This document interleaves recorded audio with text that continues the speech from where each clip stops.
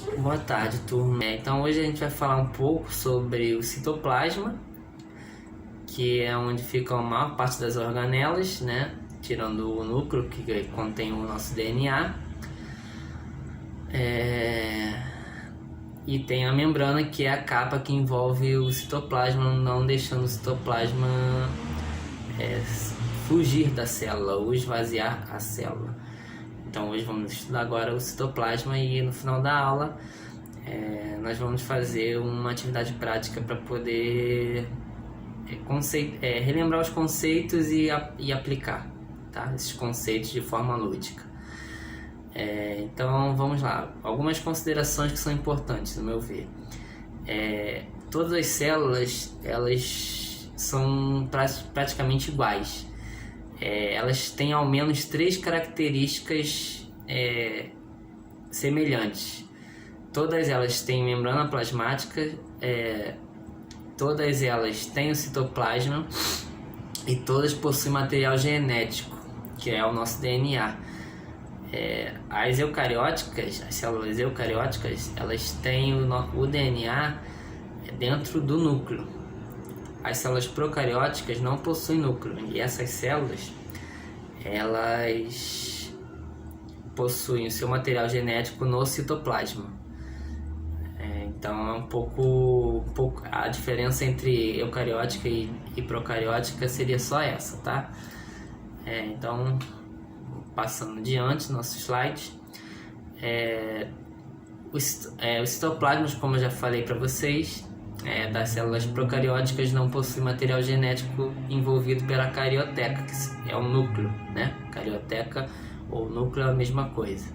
Aí 2 exemplos que a gente tem de células procarióticas são as bactérias e as cianobactérias. E o citoplasma das células procarióticas ele é formado por citosol. É um líquido viscoso, parece um gel, porque ele é composto de água e outras substâncias. Ele tem vários ribossomos que são responsáveis pela síntese de proteínas e ainda possuem moléculas de DNA nas células procarióticas, tá? Que não possuem núcleo. Nas células eucarióticas, como eu acabei de falar para vocês, a gente tem um material genético envolvido por esse núcleo, que ele fica bem no centro da célula, só que ele tem uma proteção extra.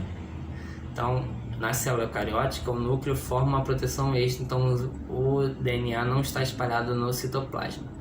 E aí todas as células de fungos, vegetais e animais são eucarióticas, tá? Então o citoplasma das células eucarióticas é formado por citossol, que é aquele líquido viscoso, as organelas citoplasmáticas e o citoesqueleto. O que é o citossol? O citossol ele é um material gelatinoso, como eu expliquei para vocês, ele parece um gel, ele é viscoso, ele é rico em águas e substâncias que contêm as organelas celulares, e ele tem ainda o citoesqueleto. E é no citossol que ocorrem as reações metabólicas da célula. Então tudo que a célula faz, síntese de proteína, respiração celular, tudo ocorre dentro do citossol, tá?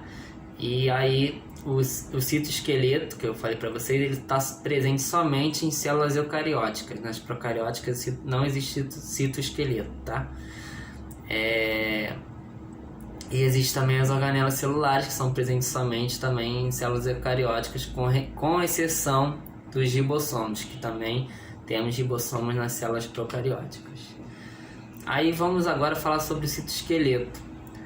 O citoesqueleto, qual é a função dele? A função dele é definir a forma e estrutura interna das células. Então ele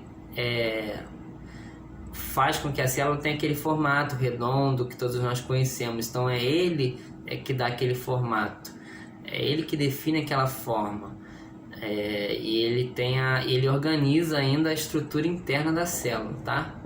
E ele possibilita também o deslocamento dos materiais do interior da célula com movimentos celulares ciclose e movimento ameboide, são os 2 nomes dos movimentos. Então ele possibilita, além de dar o formato da célula, ele possibilita o deslocamento do material genético, ou proteínas, ou lipídios dentro da célula para poder a célula executar a sua função.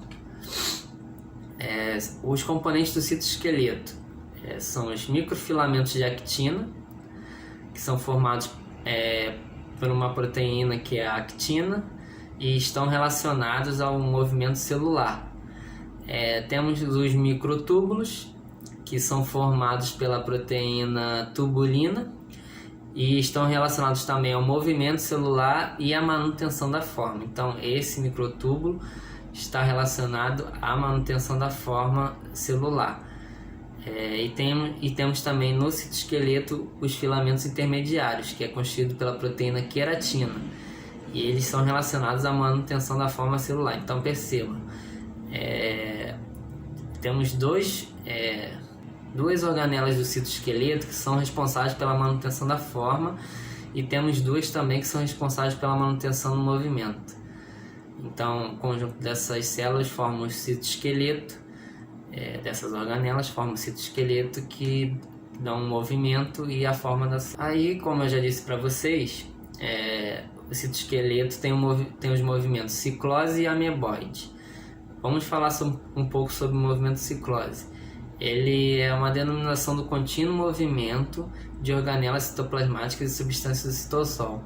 Ele é importante para a distribuição intracelular de substâncias. Então, assim, todas as substâncias que estão nas células, a distribuição dessas substâncias são feitas pelo movimento ciclose, que é um movimento do ciclo do citoesqueleto.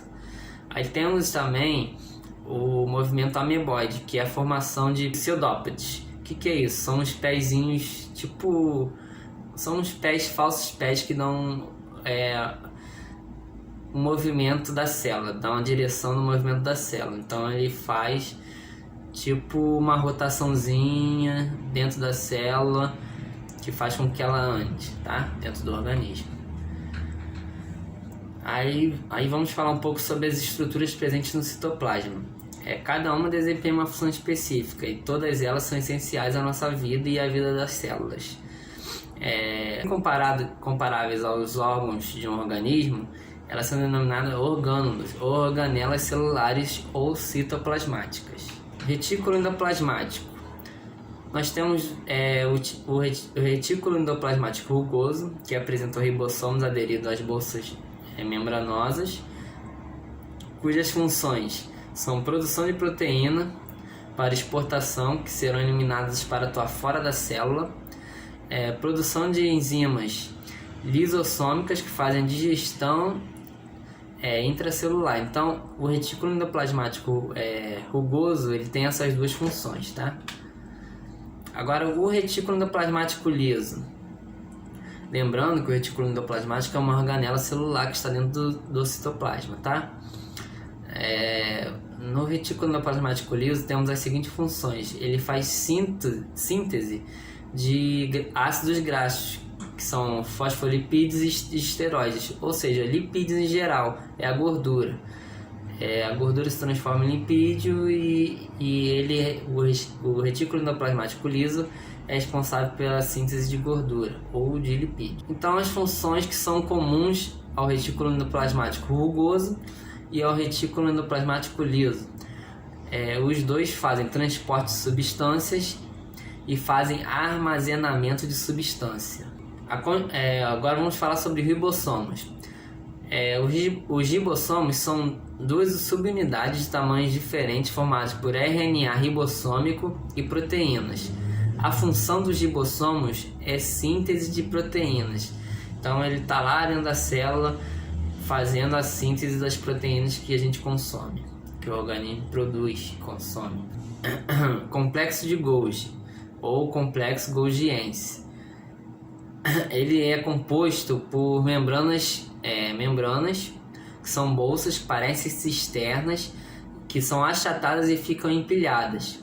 E a função dele é fazer a síntese de carboidratos, secreção e armazenamento celular e formação de acrossomo de espermatozoide, além da formação de lisossomos. Então, repare, nós já estudamos o retículo endoplasmático, que tem a função de fazer a síntese de lipídios, e agora estamos estudando os ribossomos, que tem a função de síntese de proteína, e o complexo de Golgi, que tem a função de síntese de carboidratos. No complexo golgiense, nós temos o acrossomo. O que seria o acrossomo? O acrossomo é aquela cabeça do espermatozoide. Ela é uma vesícula presente naquela cabeça, que possui enzimas que degradam o envoltório celular do óvulo. Então, por esse motivo é que a gente consegue fecundar o óvulo. O espermatozoide consegue entrar no óvulo por isso, porque ele possui o acrossomo, que é uma vesícula que degrada as enzimas do óvulo. Então é por isso que ele consegue fecundar esse óvulo. Aí nós temos os lisossomos, que seriam as bolsas membranosas, que tem função de digestão intracelular. Ela faz heterofagia e autofagia. Os lisossomos são produzidos pelo complexo golgiense. Eles vagam pelo citoplasma até se infundir as bolsas membranosas, contendo materiais a serem digeridos. Enquanto essa fusão não ocorre, eles são denominados lisossomos primários, pois ainda não iniciaram sua atividade de digestão. Quando se fundem a bolsas membranosas com materiais que serão digeridos e suas enzimas entram em ação, eles passam a ser chamados de lisossomos secundários. Então os lisossomos podem ser primários ou secundários. Primários quando eles ainda não iniciaram sua atividade de digestão. Secundários quando eles já estão produzindo enzimas que serão digeridas. Aí eu falei para vocês também sobre a digestão intracelular, que pode ser heterofagia e autofagia. Vamos ver um pouco qual a diferença entre as duas. A heterofagia é um material a ser digerido pelos lisossomos que é proveniente do meio externo, que entra na célula por fagocitose. Fagocitose é um meio que a célula tem de englobar uma partícula que está no meio extracelular, e essa partícula passa a entrar na célula a partir da fagocitose. Então, todo material que é digerido pelos lisossomos, que veio do meio extracelular, fora da célula, recebe o nome de heterofagia. Autofagia é um material que provém do meio celular, podendo ser algumas organelas velhas ou organelas que sofreram apoptose, que sofreram morte celular. Então, a autofagia é quando o lisossomo ele libera enzimas para degradar ou sintetizar aquela organela que já é pertencente à célula, tá? Então, essa é a diferença de heterofagia e autofagia. Bom, a mitocôndria é uma organela que tem a função de realizar a respiração celular aeróbica da célula. O que seria essa respiração celular aeróbica? Ela produz ATP, ela produz energia. A respiração celular ela é dividida em 3 fases: a glicólise, ciclo de Krebs e cadeia respiratória. Então, algumas observações importantes sobre a mitocôndria.